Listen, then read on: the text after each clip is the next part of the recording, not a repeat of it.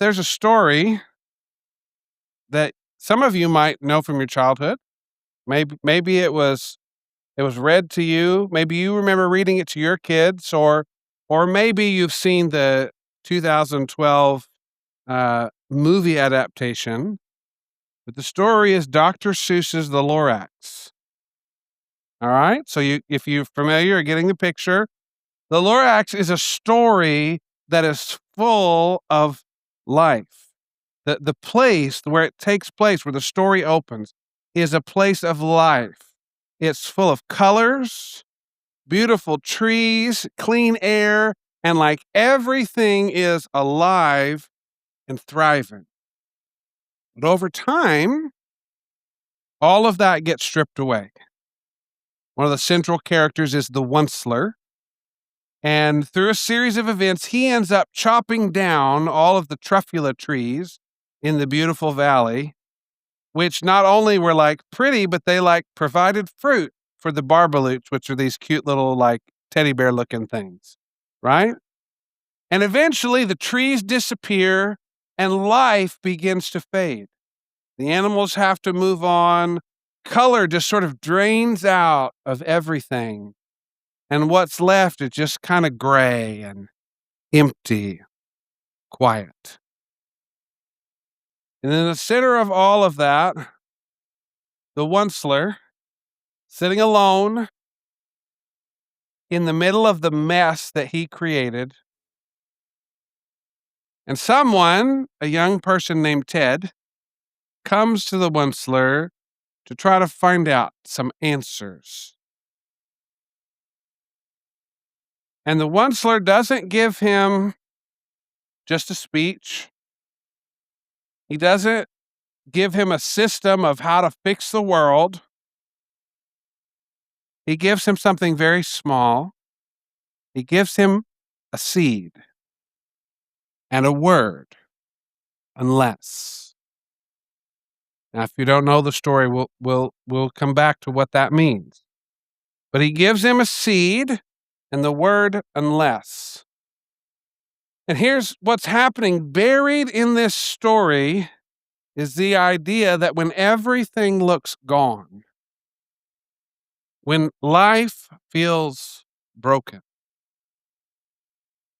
and when it seems like the landscape could never have things grow again, it's actually not over. And here's why that matters for us.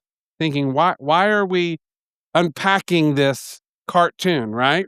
Here's why it matters for us, because some of you walked in today, and if you're honest, parts of your life feel like things aren't going to grow again. Some of you, if you're honest, parts of your life feel like that world, that gray landscape. It's just kind of blah. It's not bright.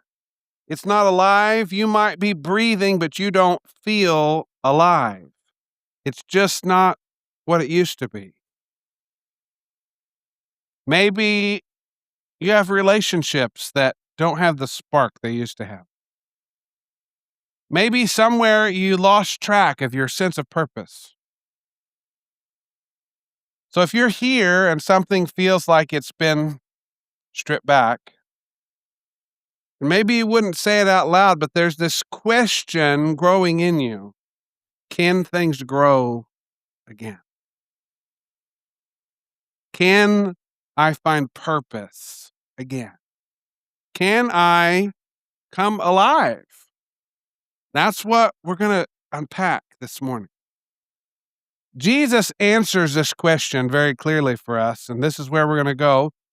And I'm just using two words: come alive. Now you might be saying, that sounds great. How does a dead thing come alive? How do I alive myself? Well, we're gonna unpack that and help you get into that. But I want to start with this statement, because as we transition into the model that Jesus lived, Jesus brought to life a world that looked dead. Jesus began something new that subsequently grew, called the kingdom of God. He brought it, and it's still growing. In the landscape where it looked like everything was over and nothing could grow, Jesus brought a single seed of life that was planted and has flourished. Some of you are already wondering, well, how does that connect to my story? You have something in your life that has ended prematurely. You have something that took place where you don't feel like you got closure, and I'm not condemning you. I'm just trying to empathize with you here. Something, and you just didn't feel like that just didn't close in a way that felt good. I don't know what to do with that. That feels unresolved. You didn't get the ending you were hoped for. Well, let's be honest, because not just in this room, but on the sidewalk out here down Prospect, all different places throughout our city and our counties, there are people walking around who are breathing, but they're not really alive. Going through the motions. Have you been there? Smiling on the outside, but feeling dead on the inside. Numb. Stuck in patterns that don't feel like they can be broken. Alive on paper, but not alive. Well, Easter, that we're here to celebrate, the story of Jesus is an invitation to come alive. And it's not just an invitation, it's actually a pathway that you can walk. There are clear steps, and there are people who love you and care about your life who are willing to help you find that path and walk it right in to coming alive. We saw that this morning. That's baptism is a picture, a demonstration, and a reality that the old person, the dead person, is left in the bottom of the tank, in the water. And as they come up, this is what some of the shirts say, raised to new life. Now, I want to be really clear. I know I'm telling myself I'm jumping ahead a little bit here, but when we look at the story of Jesus, Jesus died and came back to life. Everybody knows that. That's why we're here. I want to point out one thing, and it applies to the picture of what we're invited into too. Jesus didn't die and get resuscitated. You know, I've seen that. I mean, that has many of you know story like someone, they were gone. They were declared medically dead and they were resuscitated. That's not what we see in the picture of Jesus. He was not just resuscitated back to life. He was raised by the power of God's Spirit into new life. Altogether different, new, raised to new life. And that same invitation is available for us. Romans 8. No, I'm sorry. We're going to go to Luke first. We're going to Luke 24. These will be up on the screen. We're just going to read a couple verses real quick. Luke 24, first couple of verses. This is the story of the ladies who went and found the tomb where Jesus had been buried after he was murdered on a cross. It said, very early on Sunday morning, the women went to the tomb, just the grave where he was buried, taking the spices they had prepared. They had a ceremonial thing they were going to do to the body. And they found that the stone had been rolled away from the entrance. Now, that doesn't happen, right? This is not what normally takes place, and they knew that. Now, before we go too far into that, this was not the thing they expected to find. Sometimes when you begin walking the path to Jesus, you find out it's not what you expected.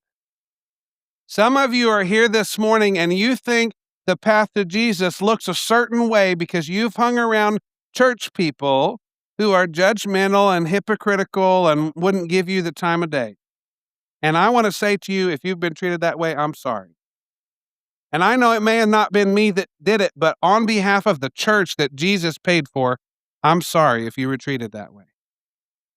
The reality is, I don't even want to be church people. I want to be Jesus people, right? Because Jesus people are full of life. Jesus people have mercy that triumphs over judgment. All right? So don't get hung up, but some of you might find if you explore, I mean, you heard a little bit of that. Some of the folks that got baptized here, they've been coming to a thing called Alpha, which is a place for people who may not be fully into faith, but they're exploring. Or you're coming back. Like there's all different reasons you might be there, but as you've explored in a safe environment where people are not judging you and wagging their finger, and you can discover for yourself in a loving community, hey, you know what Jesus really is actually is, it actually is good. It's not what I expected. All right. So anyway, so the stone is rolled away, not the expected result, but they also don't get an explanation. It's just open. And they're not quite sure. But then something happened. And this is not theory. This is not metaphor. This is reality. The tomb wasn't sealed anymore. They had sealed it. And like, I could go into this and like teach a whole, 20-minute thing on this, but it's like, it's not easily unsealed. It was not made to be opened again. All right. So it's unsealed.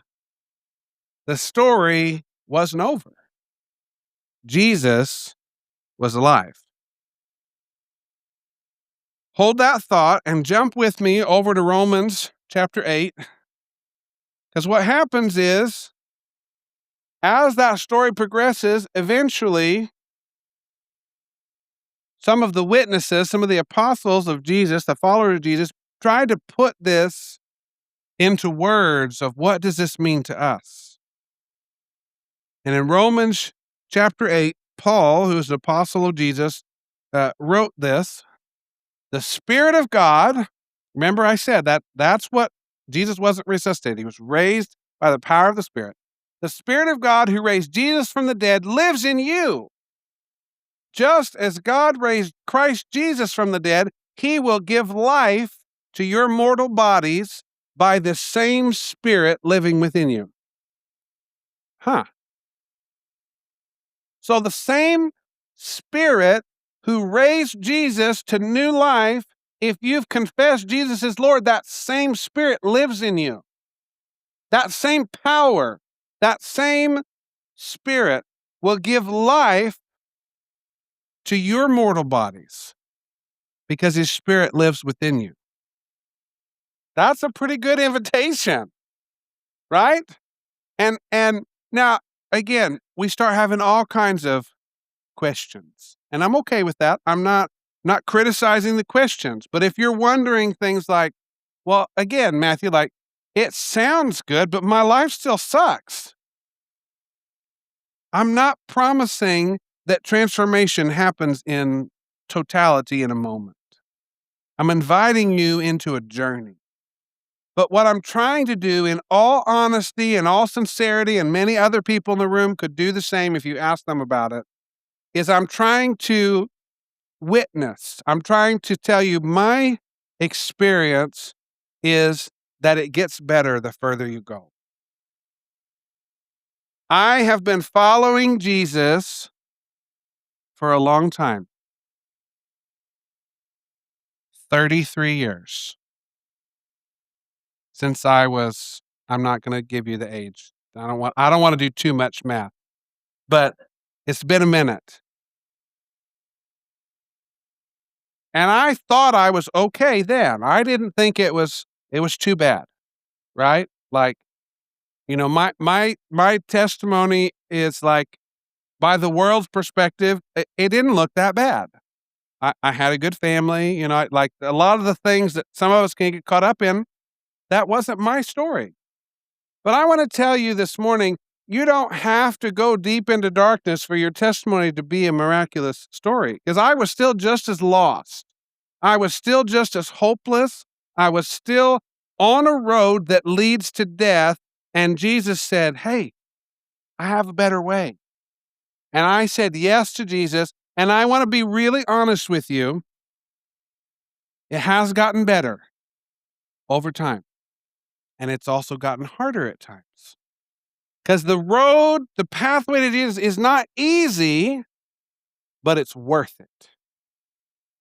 Every painful thing that I've had to endure has been a little easier to endure because I have Jesus with me. He gives me hope. He walks with me. He's like, the Bible calls him a friend that sticks closer than a brother. I like to say it this way. He's never been further away than the end of my fingertips. He's just always there. He's always there. And that's a reality that I've been walking in and that I'm inviting you to walk in. So he goes on a little further as we think about the power that walked Jesus out of a grave. Again, it's not distant or mystical or theoretical, not reserved for just a few. Like, this power is available. And Paul goes on, if you go down to verse 31 in Romans 8, if you'll throw that up on the screen. What shall we say about such wonderful things as these? Because he's just like spelled it all out. If God is for us, who can ever be against us?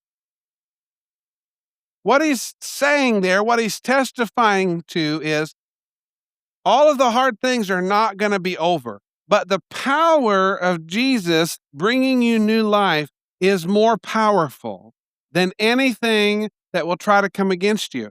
And nothing and no one in this world can take it away from you. There is no person or force strong enough to take you out of the new life that Jesus has given you. It's not possible. It's not possible. You can have the security of knowing nothing can touch me. Now, that doesn't mean, again, everything's going, you're not going to have to pay taxes anymore and nobody's ever going to cut you off in traffic. You're not going to, no, I will say things will get better, but things will be hard. But none of that can change it. See, this is why it's so real, because it doesn't depend on circumstances. I'm not here today to tell you, sign up for Jesus and everything just going to be fun. But the fun you do have will be more fun than any fun you could ever have. Like, I just have to tell you, there is nothing, because it's the freedom. I'm walking free. I don't have to worry about how I used to be. I don't have to be held back by that. I can just walk.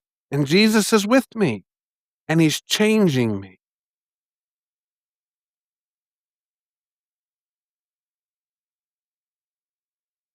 Whatever you feel stacked against you in life right now, whatever feels final, whatever feels like too far gone. People say to me all the time, Matthew, I hear you, but you don't know what I've done. You don't know where I've been. And you're right, I might not. I'm willing to listen to your story, but I may not know. I may not fully understand. What I'm saying to you is, I trust in the one who told me there is no such thing as too far gone. There is no place that's out of reach for him. And I even take that a step further. There is no place you could be in your life where he doesn't still want to reach you. He knows everything you've done. He knows your story better than you do. He knows where you've been. He knows how you feel. He gets it. He understands. The Bible tells us that when Jesus walked the earth, he faced the same temptations, and yet he didn't give in. So he understands what it's like, but he also understands how to help you walk out, how to help you walk into freedom. One more place just to really push this home. He goes back in the first verse of Romans, and this line, I just felt like somebody needed to hear this today. There is no condemnation for those who belong to Christ Jesus. If you are in Jesus, you are not condemned. You are free. You are walking in newness of life. Now, does that mean you can't do something wrong? No, you can still mess up. You can still drop the ball. But Jesus isn't condemning your life because of a choice. He's welcoming you because of a relationship. And our security in Jesus is based on what he says about the relationship, not what we do in our choices. That should lower the bar. It means, oh, actually, everybody is welcome. Everybody can get in on this. All right. So let's begin to bring this in clear application and next steps for us. First of all, here's the heart of what we're saying. Jesus didn't just rise to new life. He made it possible for you. Everything Jesus did was with you in mind. He made it possible for you to enter into that same invitation. He made it possible. Now, let me be clear. It's not just up to you to figure out how to do it, but he made it possible to restore what's broken in your life. He did. He made it possible to forgive whatever you're carrying unforgiveness towards, and you might feel stuck. I've been there. I've been there, and I've literally cried out to God and said, God, I want to, but I can't. Help me. He can help you do what you don't think you can do. He can help you forgive. He can give you, this is the best part to me, he can give you a fresh start that you don't have to earn. See, because we want to think, sure, I can start over after I clean up this mess and change this behavior and do this thing. Sure, anybody can do it that way. Jesus says, nope, you don't have to do any of that. All you have to do is turn. Because you might feel like Jesus is far away. He's actually, this is a weird picture. Try to stay with me here. Jesus has been stalking some of you. Not in a creepy way. You feel like because of the direction your life has been going that he's far off, and he's actually just been tiptoeing right behind you. He's stayed close, and he's just waiting for you to turn around and say, hey, Jesus, you've actually been here the whole time. And he's not going to give you a lecture about all the things you did wrong. He's just going to say, come here, kid. I love you. And out of a relationship of love with him and in a safe community space, you can have a process of transformation of walking away from those things, but you don't have to clean yourself up first. You could just turn to Jesus and say, Jesus, I welcome you. I might give you a chance to do that here in a minute. I got just one more thing I want to cover. That fresh start that I'm talking about doesn't have to be someday. It can be today. Because there's no thing that you need to do. You just need to say yes. So let me make this real clear. What we mean when we're talking about coming alive. We're not talking about hype. There's a way to do that feels good, that we can just get emotion stirred. We're not talking about hype. We're not talking about self-improvement. There's no end of books that you can read on how to improve yourself. And I'm not even saying that they're all bad. But that's not what we're not talking about. Self-help, self-improvement. We're talking about stepping into a whole new life where your past doesn't own you, where your present doesn't feel helpless, and your future is full, brimming with possibilities. Now, again, possibilities doesn't mean everything's perfect now, but I have enough hope in the future that I can deal with what today has brought, because my future is full of hope and possibility for what can be. You might be here today and you might be struggling with a physical ailment. Maybe something you've had for a long time, maybe something that happened in an accident, and you're just like, well, I guess I just have to live with this now. Jesus says there's actually possibilities at any moment the kingdom of God could break in and that thing could be set right. You could be physically healed by, again, not by Matthew, not by Tammy or any of the team, by the power of the Spirit that raised Jesus from the dead. He has the ability to set things right. He can do that. I'm inviting you to consider that today. Because that same power that raised Jesus to new life, because of that, he is still doing that today. So, just like Rory said in the welcome, today is not about you having it all figured out. And I say that with every bit of empathy as a strategic planner who likes to have checklists.